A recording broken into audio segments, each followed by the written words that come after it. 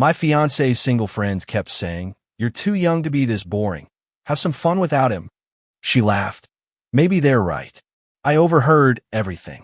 At dinner, I said, "I'm boring." She backtracked. "I was joking." I replied, "So am I when I say, find fun as a single woman." Her shocked. "You're serious?" Got my response. Original post. I, 29 male, proposed to my fiancée, 27, 6 months ago. We'd been together for 4 years, and honestly, I thought we were solid. We had our routines, sure. Sunday brunches, Netflix nights, farmer's market on Saturdays. Was it exciting? Maybe not Hollywood exciting, but it was our life, and I loved it. Then her college roommate moved back to town 3 months ago. Let's call her best friend, since she reminded everyone constantly that's what she was. Single, mid-breakup number 5, and apparently on a mission to make everyone as miserable as she was. My fiancé started going out more. Girls' nights every Thursday. Brunch without me on Sundays. Late nights at wine bars. I didn't mind initially. She deserved time with friends. But the vibe changed. 2 weeks ago, I came home early from a work thing. My fiancé and 3 of her friends were in our living room. Wine bottles everywhere. I heard them before I opened the door. Best friend's voice. "Girl, you're 27. You're about to lock yourself down forever with Mr. Routine over there. When's the last time you did something spontaneous?" Another friend, right? Like, no offense, but your life is basically an elderly couple's retirement plan. Early dinners, PBS documentaries, bed by 10. They all laughed, including my fiancé. My fiancé, I mean, he is pretty predictable. Best friend, predictable? "Babe, you're too young to be this boring. Have some fun without him. Go dancing, flirt a little, remind yourself you're hot." My fiancé, and I'll never forget this, "Maybe you're right." More laughter. I stood outside our door for maybe 30 seconds, then went back downstairs to my car. Sat there processing. The woman I was planning to spend my life with just agreed with her friends that I was boring, that her life was boring, that she should have fun without me. I drove around for 2 hours, grabbed food, came back when I knew they'd be gone. She was in pajamas watching TV. "Hey babe, how was the work thing?" "Good," I said. "How was girls' night?" "Fun. We just drank wine and talked nonsense." Nonsense, right? I went to bed without saying much. She didn't notice. The next few days, I watched her differently.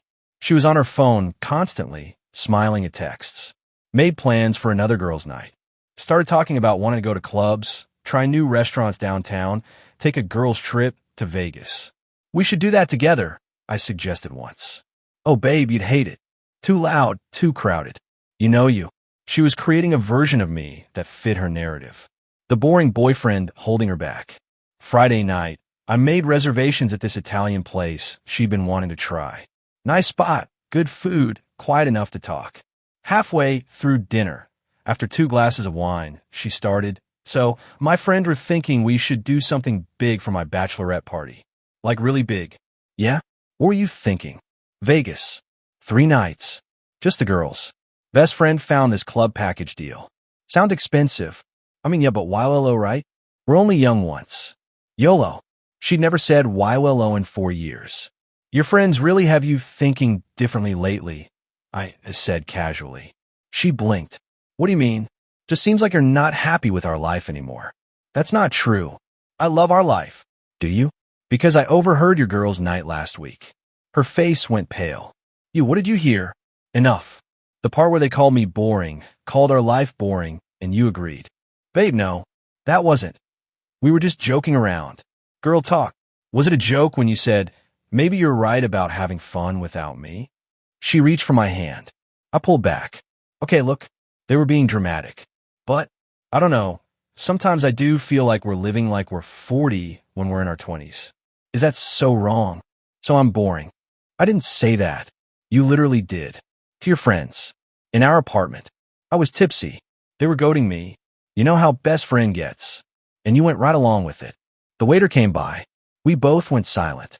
Ordered dessert we wouldn't eat. When he left, she tried again. "Babe, I'm sorry if it came across wrong. But relationships need honesty, right? Maybe we could spice things up a bit." Go out more, be more spontaneous. Is that what you want? Spontaneous? I mean, yeah, sometimes. I nodded slowly. Okay, here's some spontaneity for you. Her face lit up. Really? I'm boring. You need fun. So find it. As a single woman. The light died. What? I'm breaking off our engagement. Wait, what? Are you serious right now? Very. Over one comment I made while drunk with my friends. Over you agreeing that I'm holding you back from having fun. Over you wanting to live a different life than the one we built. Over you respecting your single friend's opinions about our relationship more than you respect the relationship itself. That's insane. I love you. I want to marry you. You want to marry boring, predictable me who keeps you from having fun? I didn't mean it like that. Then how did you mean it? Silence. I'm going to pay the bill. You should call best friend for a ride. I'm sure she'll tell you this is the best thing that ever happened to you. You're being ridiculous. We can talk about this. We just did. I flagged the waiter, paid, and left. She sat there staring like she couldn't process that I'd actually done it.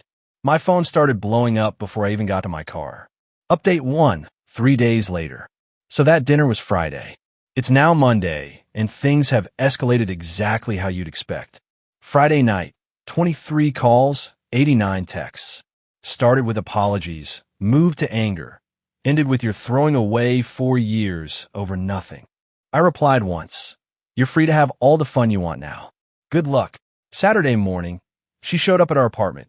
Yeah, we lived together, my lease, my furniture, she moved in year 2. I'd stayed at my buddy's place Friday night, specifically to avoid this. She used her key, texted me. We need to talk. Come home. Me. That's my apartment. You need to leave. Her. I live here. Me. Did you sign a lease? Her. Are you seriously going to be like this? Me. I'm serious about you leaving. We're done. Pack your stuff. She called. I didn't answer. She called from best friend's phone. Didn't answer that either. Saturday afternoon, my buddy and I went to the apartment. She was there with best friend and another friend. Best friend immediately started. This is so messed up. You're kicking her out over a joke. Wasn't asking for your input, I said to her, then looked at my now ex-fiancé. You have until Thursday to get your things out. That's 3 days. Yeah, should be enough time between all your fun plans. Best friend, you're being petty and controlling. This is financial abuse. I actually laughed. Financial abuse? She doesn't pay rent. Her name's not on the lease. She's not entitled to live in my apartment because we were engaged. Ex-fiancé started crying. Babe, please. Can we just talk? Alone. We talked. You made your feelings clear. I made my decision. Thursday, her friend chimed in. Where's she supposed to go? Not my problem. Maybe best friend's couch? She seems invested. Best friend's face went red. You're an asshole. And you're a terrible friend who's been sabotaging my relationship for 3 months. So we're even. Left them there. Heard them calling me every name in the book as I walked out. Sunday, the group chat started. Somehow, I got added to a group text with her friends explaining why I was the villain. Muted it, but couldn't help reading some gems. He's always been controlling. She dodged a bullet. Imagine marrying someone who dumps you over nothing. Small dick energy for real. Cool. I screenshot everything and saved it. Might need it later. Sunday night. She tried a different approach. Texted, I talked to my parents. They think we should do couples counseling. Work through this like adults. Me. Adults don't need their parents' advice on their relationships. And there's nothing to work through. You wanted freedom. You got it. Her. I never said I wanted freedom. I just wanted us to have more fun together. Me. By having fun without me first, according to your friend's advice that you agreed with. Her, one comment. Me, one comment that showed me exactly how you really feel. Thursday, don't make me get the landlord involved. Monday, today I got a call from my former future mother-in-law. You need to reconsider this. She made a mistake. She's sorry. And you're being cruel. Did she tell you what she said? She said her friend were joking and you overreacted. Her friends told her to have fun without me because I'm boring, and she agreed. That's not a joke. Young people say stupid things. You're throwing away a future over nothing. I'm not throwing anything away. She did that when she disrespected our relationship to impress her single friends. She loves you. Then she should have thought about that before. Click. My buddy asked me yesterday if I was sure about this. Yeah, I'm sure. I'm not spending my life with someone who views me as an obstacle to fun, who needs her friend's validation more than our relationship. The ring's going back to the jeweler tomorrow. They have a 60-day return policy. Gonna lose about $400 on the restocking fee, but honestly, cheap price for clarity. I know some people will think I'm overreacting. But here's the thing, it wasn't just the comment. It was how quickly she agreed. How easily she threw me under the bus for approval. How she's been pulling away for weeks because best friend convinced her settling down equals settling. Thursday can't come fast enough. I want my apartment and my life back. Update 2, 1 week later. Thursday came and went. Let me fill you in on the circus that's been my life. Wednesday night, I came home to find she'd taken some of her clothes but left most of her stuff. Texted her, tomorrow's the deadline. Everything needs to be out. Her, I need more time. Me, you've had 5 days. Her, I can't find a place that fast. Me, best friend's couch exists. We're your parents' place. Thursday at 8 p.m., I'm changing the locks. Her, you can't do that. Actually, I could. Talk to my landlord. She wasn't on the lease. I gave written notice via text, time-stamped, totally legal. Thursday, 3 p.m. She showed up with her parents, best friend, and a U-Haul. Her dad tried the man-to-man thing. Son, let's talk about this reasonably. I'm not your son, and there's nothing to discuss. She's getting her belongings, that's it. You're making a mistake. She loves you. She loves the idea of me. The reality of me is too boring for a friend group. Best friend couldn't help herself. Oh my God, you're still on that? She apologized. I don't care. We're done. Load the truck. Her mom kept trying to give me the guilt trip about all the wedding planning they'd done, the venue deposit that I paid, by the way, the save the dates they'd ordered without asking me first. We lose the $2,000 venue deposit because of you. You lose it because your daughter doesn't know how to keep her opinions about our relationship between us instead of using it for entertainment with her friends. My ex was crying, moving boxes, while her friends gave me death stares. Took them 3 hours. I supervised the whole thing, made sure they didn't take anything that was mine. As they were loading the last boxes, my ex tried one more time. I can't believe you're really doing this. I can't believe you thought I'd stick around after that. It was one time. How many times did you go out with them after that and not tell me what they said? How many times did you laugh along with them calling me boring? She went quiet. Yeah, that's what I thought. Best friend, you know what? You are boring. She deserves someone who actually wants to live. And you're a miserable person who can't stand seeing your friends happy, so you tear down their relationships. Have a life you deserve. They left. I changed the locks at 8:03 p.m. Locksmith was already scheduled. Friday, my phone was blowing up, but not from her. From mutual friends. Apparently, she'd posted on social media about the breakup. Didn't name me, but made it very clear. When you realize someone doesn't appreciate you for wanting to live life and have experiences.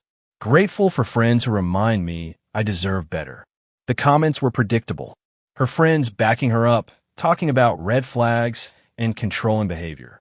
But then something interesting happened. A few people who actually knew us started commenting, asking questions. Wait, didn't he plan that surprise trip for your birthday? Isn't he the one who supported you through grad school? One of my friends straight up commented, funny how you leave out the part about calling him boring to your friends and agreeing you should have fun without him. She deleted that comment in minutes. But people saw it. Saturday, her dad called. Different tone this time. I talked to her more. Got the full story. Still think you overreacted, but I understand where you're coming from. Okay, the venue wants to know about the deposit. It's non-refundable, but we can transfer it to another couple or another date within a year. I don't want it. Do whatever you want with it. You paid for half. Consider it a breakup fee. I'm done. She's really torn up about this.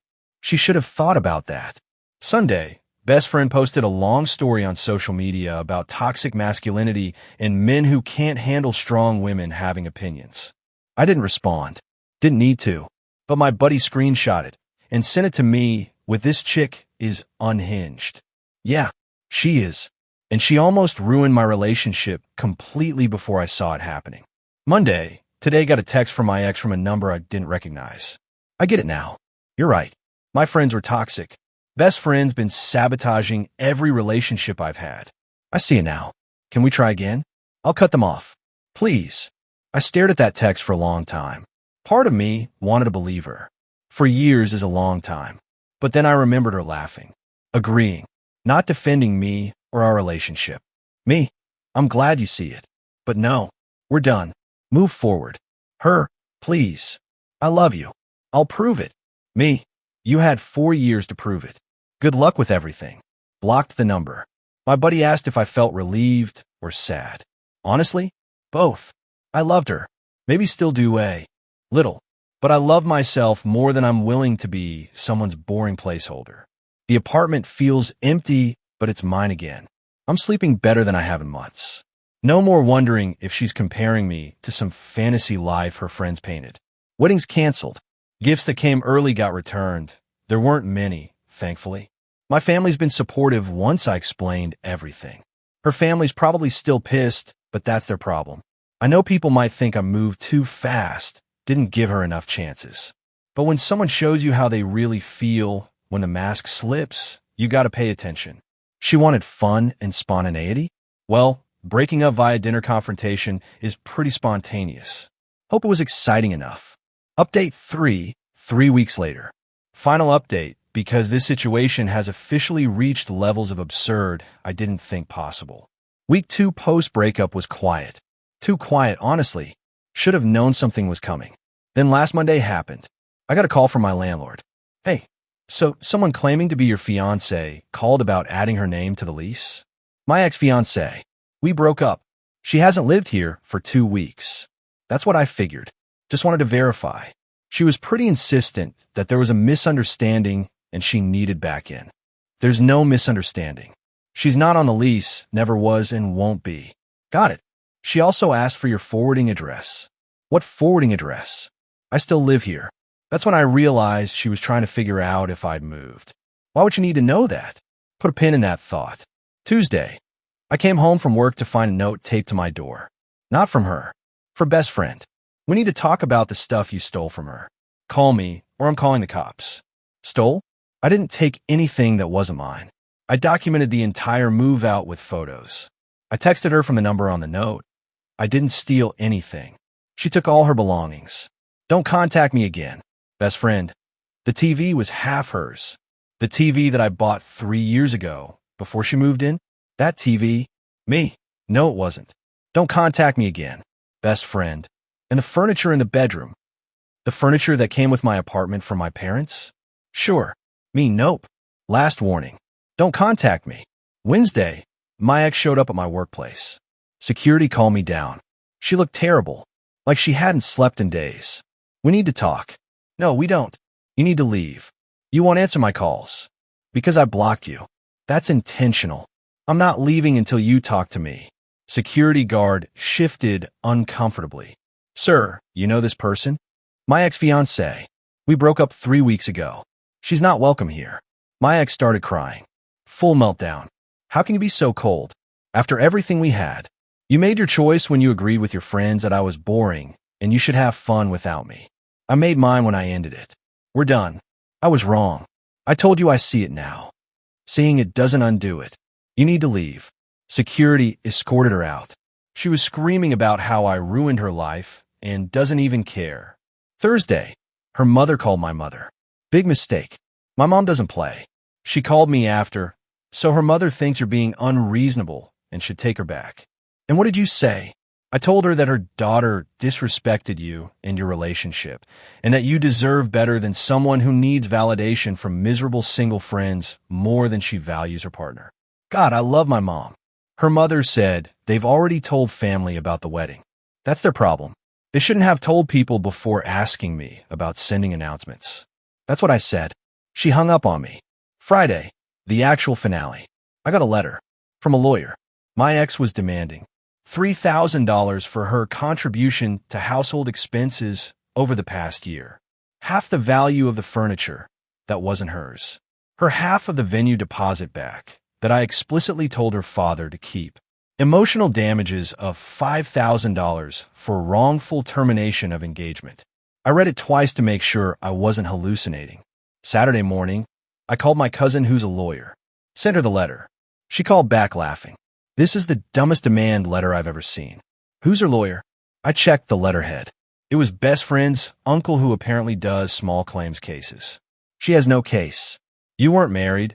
She wasn't on a lease. You gave proper notice for her to leave.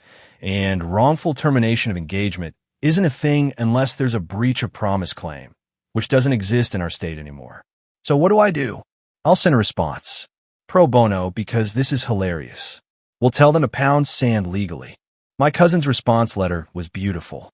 Basically said, my ex had no legal claim to the apartment or furniture. Her household contributions were her living expenses, not investments. I explicitly told her father to keep the venue deposit. Emotional damages for a breakup aren't legally recognized. Any further frivolous legal threats would result in counteraction for harassment. Sent it Friday afternoon. Yesterday, Sunday, my buddy forwarded me a post from best friend social media. Some people really think they can just throw away good people and face no consequences. Lawyers exist for a reason. Stay tuned. The comments were her echo chamber agreeing. But then someone commented, wait, isn't this about your friend who got dumped after calling her boyfriend boring to his face? Another, didn't she move in with him without paying rent for like a year? Best friend deleted both comments and made the post private. My ex hasn't reached out since the lawyer letter. I think reality finally hit that I'm serious, and she's got nothing. This morning, I got a text from a mutual friend who'd been quiet through all this. Hey man, just wanted to say I'm sorry. Didn't realize how bad her friend group was until I saw best friend's posts. You made the right call. She's been trash-talking you nonstop, but people are starting to see through it. That felt validating. So where am I now? Honestly, better than expected. The apartment feels like mine again. Rearranged some furniture, bought a new sound system with the money I would have spent on wedding stuff. Started going to the sports bar near my place for game nights. Met some cool people. My routine that was so boring. Turns out I like it. Sunday brunch with my parents, farmer's market, quiet evenings reading or watching what I want. There's peace in knowing I don't have to defend my lifestyle to anyone. Work's going well. Got a small promotion last week. More money, better projects.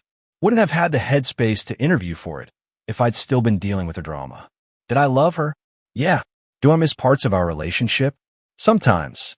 But I don't miss feeling like I wasn't enough. Don't miss worrying that she was comparing me to some imaginary exciting life. Don't miss her friend's influence. The legal threat was empty. Haven't heard anything since my cousin's response. I think best friend's uncle probably told her she had no case once he actually reviewed it. My ex's social media went private. From what friends tell me, she's been posting vague sad quotes and getting attention from her echo chamber. Whatever helps her cope. Here's what I learned. When someone tells you who they are, believe them the first time. When they prioritize their friends' toxic opinions over your relationship, that's not a phase, that's a choice. I wasn't boring. Our life wasn't boring. She just got convinced by miserable people that stable and happy meant missing out. That's her loss to carry, not mine. The ring money's in my savings. The venue deposit was my donation to their family drama. The relationship is closed. I'm not bitter. Maybe a little sad about what could have been if she'd been stronger. But mostly I'm relieved I found out before the wedding, before kids, before I was legally tied to someone who didn't value what we had. To anyone going through something similar, your peace is worth more than someone else's validation. Don't shrink yourself to fit into someone else's narrative of who you should be. I'm good. Really actually good. The trash took itself out, and I'm living my boring life exactly how I want. Thanks for following this mess. Time to close this chapter for Real.